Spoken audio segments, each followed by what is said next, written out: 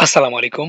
বহুল প্রতীক্ষার পর বাংলাদেশ সেনাবাহিনীতে বিশাল নিয়োগ প্রকাশ হয়েছে। তো এখানে কিন্তু বাংলাদেশের সকল জেলার প্রার্থী ছেলে এবং মেয়ে উভয় প্রার্থী কিন্তু এখানে আবেদন করতে পারবেন এবং আবেদন শুরু ৪ ডিসেম্বর ২০২৫ এবং আবেদন শেষ ২৫ জানুয়ারি ২০২৬ সাল পর্যন্ত এখানে আবেদন করা যাবে। তো এখানে কিন্তু সকল জেলার প্রার্থীরা আবেদন করতে পারবে। আর আমার গত ভিডিওতে কিন্তু আমি এই নিয়োগ বিজ্ঞপ্তি সম্পর্কে আলোচনা করেছি। আর আজকের এই ভিডিওতে আমি আলোচনা করব ভর্তির সময় কি কাগজপত্র আপনাকে পরীক্ষার জন্য কেন্দ্রে নিয়ে যেতে হবে। তো আপনারা দেখতে পাচ্ছেন শিক্ষাগত যোগ্যতার মূল সনদপত্র মার্কশিট ফটোকপি হলে সত্যায়িত হতে হবে। তবে পরবর্তীতে মূল সনদপত্র উপস্থাপন করতে হবে।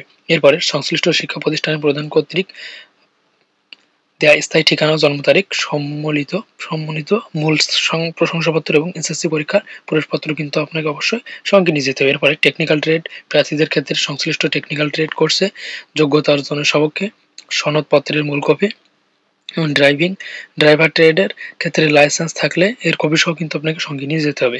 এরপরে অভিভাবকের সম্মতিসূচক সনদপত্র যা সংশ্লিষ্ট চেয়ারম্যান কর্তৃক সত্যায়িত হতে হবে।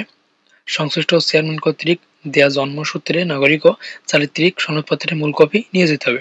এরপরে নিজ জন্ম নিবন্ধন সনদপত্র এবং জাতীয় পরিচয়পত্রের সত্যায়িত ফটোকপি যদি থাকে নিয়ে যেতে হবে। এরপরে পিতা ও মাতা এর জাতীয় পরিচয়পত্র স্মার্ট কার্ডের সত্যায়িত ফটোকপি নিয়ে যেতে হবে। এরপরে সদ্য তোলা ৫ সেন্টিমিটার গুণ ৪ সেন্টিমিটার সাইজের ৬ কপি ছবি স্টাম্প সাইজের নিয়ে যেতে হবে। আপনার সদ্য তোলা ছবি। এরপরে সাঁতার পরীক্ষা দেওয়ার জন্য প্রয়োজনীয় পোশাক আপনাকে নিয়ে যেতে হবে। এরপরে লিখিত পরীক্ষার জন্য কলম, জ্যামিতি বক্স, পেন্সিল, স্কেল, ক্লিপবোর্ড ইত্যাদি সঙ্গে নিয়ে যেতে পারেন।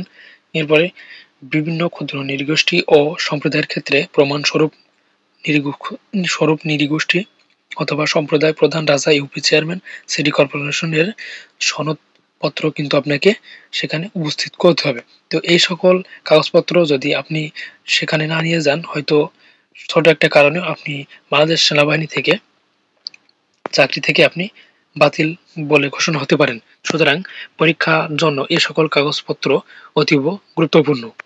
তাই এ সকল কাগজপত্র সঙ্গে নিয়ে আপনাকে পরীক্ষার কেন্দ্রের সময় কিন্তু আপনাকে অবশ্যই উপস্থিত থাকতে হবে। তো এই ছিল আজকের ভিডিও। আর এই ভিডিও সম্পর্কিত আপনাদের যদি কোনো প্রকার বুঝতে অসুবিধা হয় তাহলে আপনারা কমেন্ট করে জানাবেন এবং ভিডিওটি শেয়ার করে আপনার বন্ধুদের দেখার সুযোগ করে দিবেন।